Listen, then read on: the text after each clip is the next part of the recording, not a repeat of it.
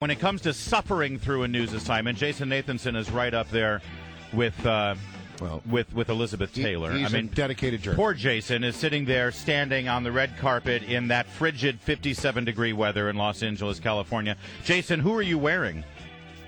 I'm wearing a T-shirt right now. Good to know. Good to know. I think it's by Ben's Chili Bowl. All right. Nice. Yeah. All right. Are you representing Ben's Chili Bowl there? Good for you. That is one of my favorite T-shirts. Very yes, nice. Jason, last night was the Grammys, and it looks like the two big news out of it. A bunch of people got married to make a political statement, and Ringo Starr had trouble keeping his notes there, as he's saying. I have to be honest. He did, poor Ringo. But they had the little Beatles reunion there. What's everyone buzzing about?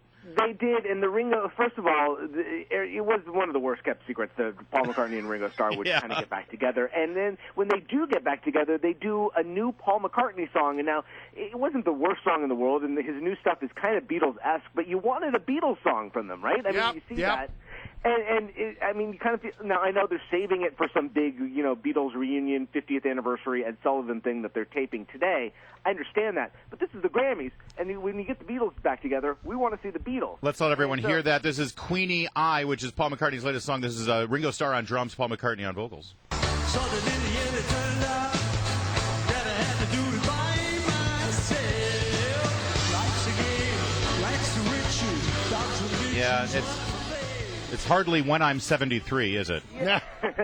And like I said, it's fun, and it's got a Beatles twang to it, but and then Ringo by himself, when he gave his performance, the person who was next to me, who shall remain unnamed, said, wow, this is one of the worst things I've ever seen. Yeah, I know everyone thinks I'm being mean, but I'll just let you hear a little bit of it, and then we'll move on. Here's Ringo singing Photograph. I thought I'd make it the day you went away. All right, I love the guy, I do, but come on. Yeah, me too. But it was. You think I'm being mean? Brian's angry at me. Come on, he's an old guy. I mean, and he's still hanging in there. I give him credit for just getting up there. We judge him based on the other performers, and he just didn't hold up, Well, let's talk about some of the other performers, because I can't believe that Record of the Year and what is it? Not Record of the Year and Album of the Year was Daft Punk, a couple of guys in that band looked like they are escapees from the Battlestar Galactica.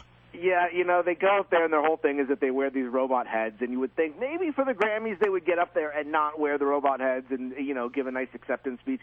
But they did not. They wore the robot heads, and so when every time they won, somebody else had to speak, like Pharrell Williams or Nile Rodgers. Some of the other people who played on the album had to talk for them. So that was kind of weird. Well, and what was really surprising was Paul Williams, from evergreen Barbra Streisand late 70s fame. He's the one who wrote that song. He wrote that song. I hate that song. And so he's up there. I mean, no, but here was the cool moment there. Every parent across America suddenly jumped up and said, "Hey, I know that guy." Finally, they recognized somebody. I mean, other than Paul McCartney.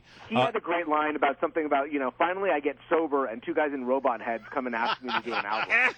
Is it true that the reason those guys wear these robot hats and they don't reveal their identity is because they're French and there's a huge anti-French bias in the music industry? That is exactly it. I knew 100%. It's the anti-French bias in the music industry. No, they came at you. Nile Rodgers comes backstage, the founder of Chic, and, he's done a million things, and he's great. And he played on the album also, and he wins a Grammy for this. And he comes backstage, and somebody says, why don't they take out, is it because they don't speak English well? What's going on? And he just said, no, they speak English fine. It's just their thing. And they've done an interview here or there without the heads, but, I guess that's, what people expect at this point.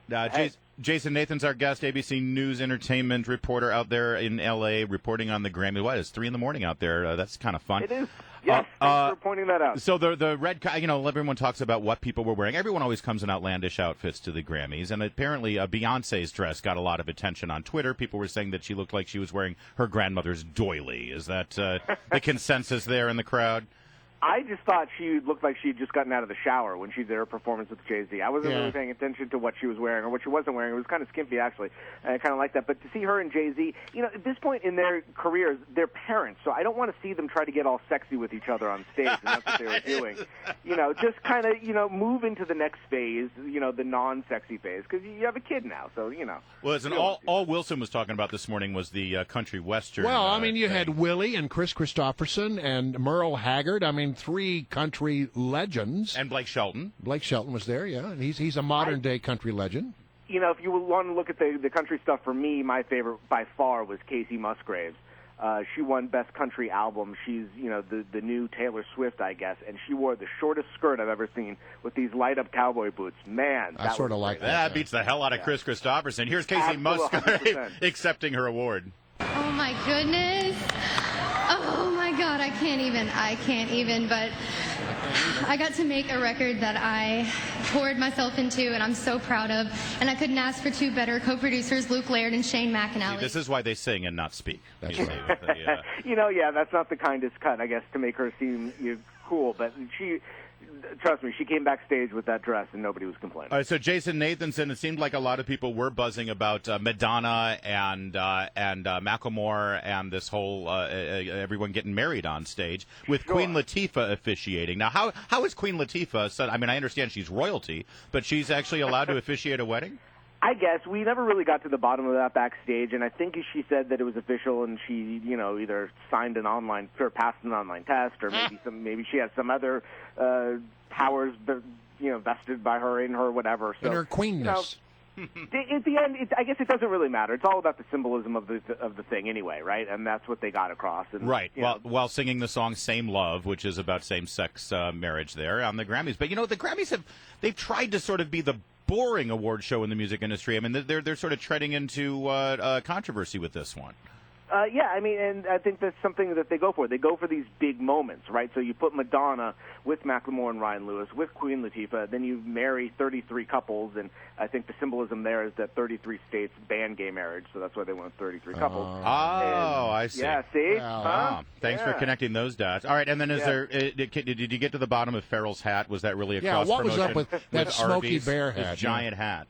It was not good. You know, it was just not good. The guy's a talented guy, so, you know, to take away from it with that hat that wasn't a good move. People make weird fashion choices at the Grammys, right? Well, that was the one. It was actually trending on Twitter. Yes. It has its own Twitter account, I hear. It does. Farrell's hat has its own Twitter account, and there are pictures of Farrell's hat everywhere today. So enjoy that. That's what everyone will be talking about in the office today, Farrell's hat. Go check it out. Yes, and if you missed it now, you're up to date. You'll have all of the key talking points when you go to the water cooler later. Well, they'll also be talking about Jason Nathanson in his Ben's Chili Bowl T-shirt. Jason, thanks for joining us in the wee hours of the night there in L.A. Thanks, Jason.